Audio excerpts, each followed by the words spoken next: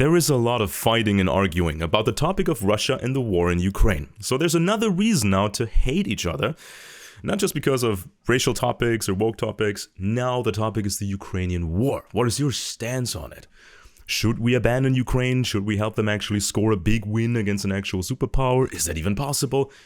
Would Russia then fall apart? Would it lash out? Some even have argued the United States needs Russia as a conservative ally against China. Meanwhile, Russia and China are closer than ever. So, you can see that many people, even professionals, do not truly understand the level of secrecy surrounding the development of the Russian Empire over the last 150 years. The actual level of intelligence operations that happened. You won't understand Russia with some standard ideology. You won't understand it if you read the boring think tank reports. You won't understand it from TV or the internet. Especially not from standard conspiracy material out there. If you read hundreds and hundreds and hundreds of the best books ever written, if you have a deep understanding of empires and how they work and how intelligence operations work, you can slowly piece together what actually happened, what Russia is. Now, people are used to the idea that any country, any empire, has clearly defined borders and a clear stance on who they are allied with and who they are enemies with. But that kind of openness is a great weakness. You want to obfuscate as much as possible. It's a bit like the old TV show Survivor, where you can only win through secret alliances and blindsiding people with pretend alliances.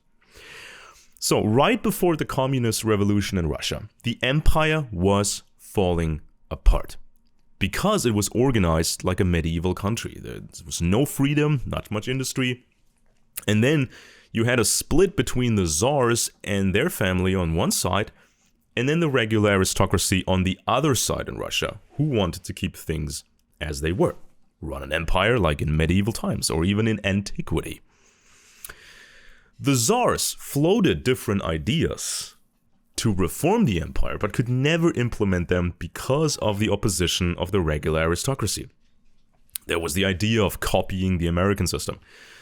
There was the idea of having socialism below the ruling czars. And the secret police of the czars had thoroughly infiltrated the leftist circles. To keep that option, to have sort of a half-communist revolution or a change for that matter. You know, keep the czars, but then below the czars, everything is socialist. And you get rid of this regular aristocracy. The training for the czarist secret police came from the British. It's all based on British intelligence, which was honed over a long time, especially in the colonies. Very, very professional.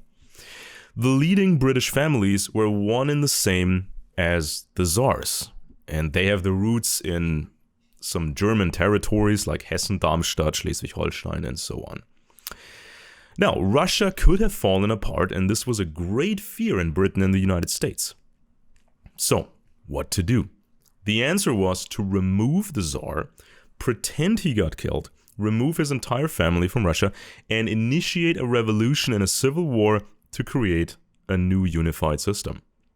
The facade of that system was supposed to be Marxist-Leninist, but in reality it was supposed to be a classic empires. The farmers and workers didn't get their freedom, the regular aristocracy was driven out of the country, and the new order was established. Corporations from the United States and the highest circles from Britain supported that new order in Russia with money, weapons, and above all, technology. Any major technology. Oil, chemical, cars, which leads to tanks, airplanes, anything. At the same time, Britain and the US launched an information operation blaming the communist revolution in Russia on tiny little banker families. In reality, the private banks had been created by British intelligence and American upper-class networks. There was no disruption by some new tiny group of bankers. This was all part of the controlled enlightenment to create this impression that the world is now different and there's all these new players and they all have their own ideas, right? This was just about modernizing the empires and obfuscating. British intelligence had assumed control over conspiracy ideology right after the French Revolution, launching books like Proofs of a Conspiracy by John Robison and others. They control that genre. Some scientific authors, such as Carol Quigley, at least realized that this became sort of a secret cartel of superpowers, especially in the age of nuclear weapons. Go and reread Tragedy and Hope by Carol Quigley. Well, you can skip the first 800 pages and you go right to the part where he talks about the secret cartel. It made no sense for Russia and the United States to really have a big war. It made sense instead to have proxy wars every now and then, such as Korea or Vietnam, and generally scare the world with the specter of a new world war, especially an atomic war. Internally, among the superpowers, this was justified with the argument that having proxy wars was much better than regular countries trying the empire game and using modern weaponry. Communism in the real world was just overtaxation and overregulation. The Soviet Union was a very, very basic standard empire. It had a lot in common with medieval empires or even empires from antiquity. You just had industry now in the mix and more bureaucracy. That was it. That was communism in the real world. All that crazy oppression in the Eastern Bloc was based on British intelligence training that had been perfected over centuries, especially in British colonies. There was nothing new about communism. When the Soviet Union couldn't function any longer, you saw the transition period. In NATO circles, the mission was to prevent Russia from falling apart. That was priority number one.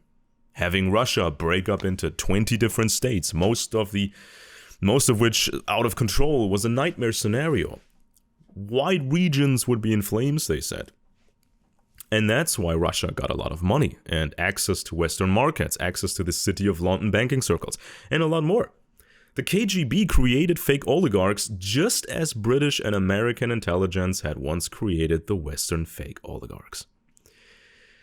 Now, 9/11 created the war on terror, which lasted roughly 20 years. Enough time to let Russia recover and rebuild as a credible-looking enemy. The US government has given Ukraine just enough support to stay in the game, but there was ample opportunity to actually help them win decisively. But, as the argument goes in higher circles, we can't let Russia fall apart. We can't have them lose too hard because that would be too dangerous. So, the superpowers can choose whatever script they like for the next months and years. Russia can publicly align with China. The war in Ukraine could go back and forth a couple of times, like in Korea back in the day. And remember, the military leadership, or the generals of the United States in Korea, they testified they weren't allowed to win. They couldn't bomb the bridges between China and North Korea. They knew how to win, but they were not allowed to win. There was a different script prepared. North Korea now could send 250,000 soldiers to Ukraine, or 350,000 soldiers. Russia could use some chemical or biological warheads in Ukraine, or a few nukes. The US and China could battle. Japan would be involved, South Korea. It would feel sort of like a world war, without things getting out of hand too bad for the superpowers to lose control. They would be the winners. Don't think there is a single superpower out there that will help you and save you. Stop being divided over ideology. Find solutions. Find ways to work with each other. Find people in other normal countries you can work with.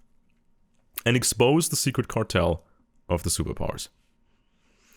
It was Russia that took over China with another phony communist revolution decades ago. Mao and his people were trained, financed, and controlled by the Russians.